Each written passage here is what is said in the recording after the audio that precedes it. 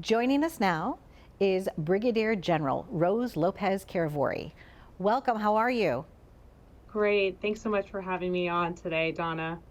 Brigadier General, what a title. Congratulations. Thank you so much. You didn't grow, I don't even know, did you grow up to become who you thought you would be? Or is this like, has the journey just developed along the way for you?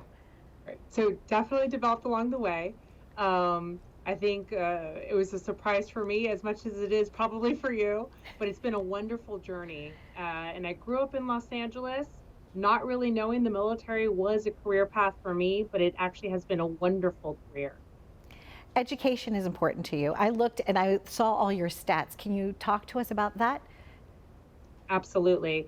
I come from a family, a mother and a father, both immigrants, and they always instilled in me the fact that education was so important. So it's been one of my, anytime I get a chance to mentor youth, I always bring up education and really challenging oneself as just something you need to take on.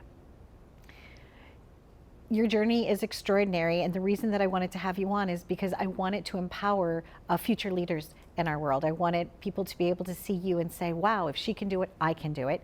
And now there's about 17%, I don't know if my stat is correct, but about 17% of our military are female. Is that correct? That's absolutely correct. So you're calling in from Germany, but what is the area that you represent?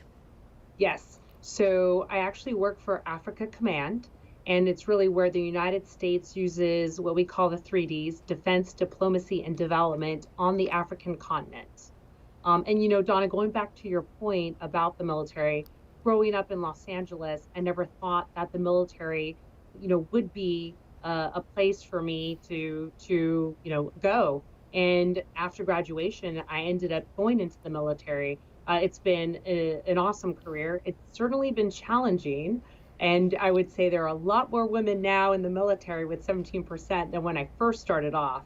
But it's something that I think should be a viable opportunity for women to try.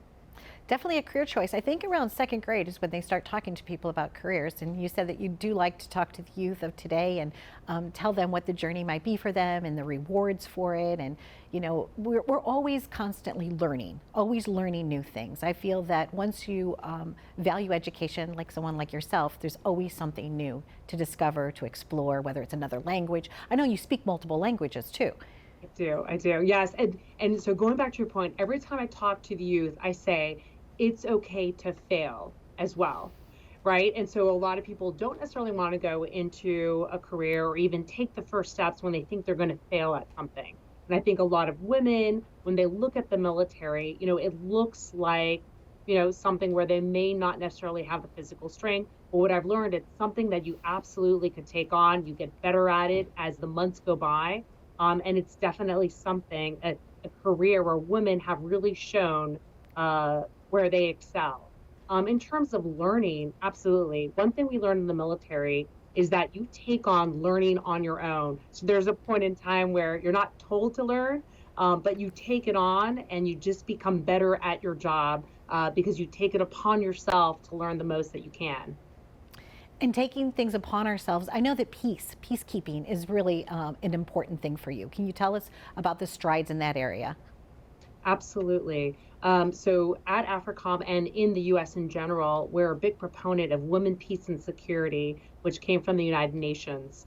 And so what we see not only in our Department of Defense, just a bigger role for women in defense, but we're seeing it for peacekeeping operations and operations worldwide. So what we've learned is you give women a seat at the table, the failure rate for peace and security just diminishes.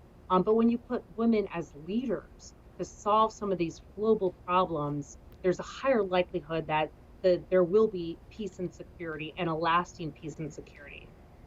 Is there anything that our viewers, because we are seen in 25 countries around the globe, are there any things that we could take, any steps as civilians that you find could make a difference in our world? Absolutely. So, one, we like to say we're a 3D command. And again, I say that's defense, diplomacy, and development. And one, I think defense gets a lot of on the news, right? We're at forefront, especially now. But what we really need is a lot more development, a lot more diplomacy worldwide. And that's something that we could use on the African continent too. I think there's a lot of issues with governance and just simple humanitarian assistance and development. And that's obviously another place that women play a huge role in. I want to salute you, but I don't know if that's proper protocol. But I haven't ever met a brigadier general before, and I am delighted that you could join us to celebrate women, to celebrate humanity, kindness to one another, and all the things that make our world a beautiful place to be. Is there anything that I didn't ask you that you would like to share with us right now? Well, no, but Donna, I just want to say thank you so much for giving us a voice and having your viewers see also, what a military person looks like.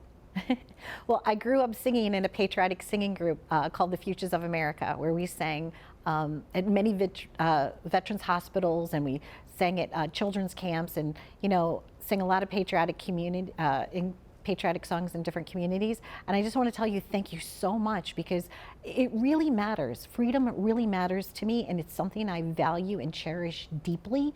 And so thank you. Thank you for being in our military. Thank you for being in the service. We are truly honored to have you here on the show today, and I wish you all the best in your journey. Thank you so very much. And to your team too, because we've been coordinating this. Tell them all I said thank you to. I absolutely will. Thank you so much, Donna. You're absolutely right. Freedom does matter. Freedom matters. Thank you so much. Thank you. Happy journeys to you. Be well. Thank you.